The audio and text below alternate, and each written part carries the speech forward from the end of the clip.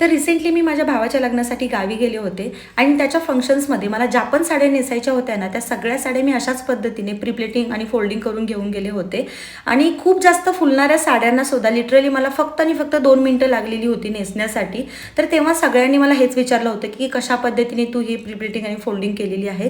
तर त्या सगळ्यांसाठी आणि तुमच्यासाठी सुद्धा याच्यावरती मी फुल व्हिडिओ अगदी डिटेलमध्ये बनवलेला आहे. म्हणजे साडीचं मेजरमेंट कशा पद्धतीने घ्यायचं किंवा प्रिप्लेटिंग कशा पद्धतीने करायचं, दोन्ही टाईपची फोल्डिंग म्हणजेच हँगर फोल्डिंग आणि पॉकेट फोल्डिंग कशा पद्धतीने करायचं याच्यावरती अगदी सविस्तर व्हिडिओ मी माझ्या चॅनलवरती अपलोड केलेला आहे.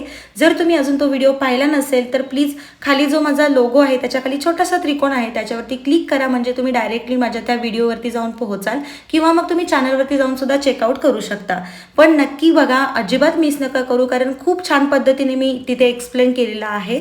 सो नक्की बघा आणि हो, अजून जर चॅनलला सबस्क्राईब केलं नसेल तर सबस्क्राईब करा. Bye bye.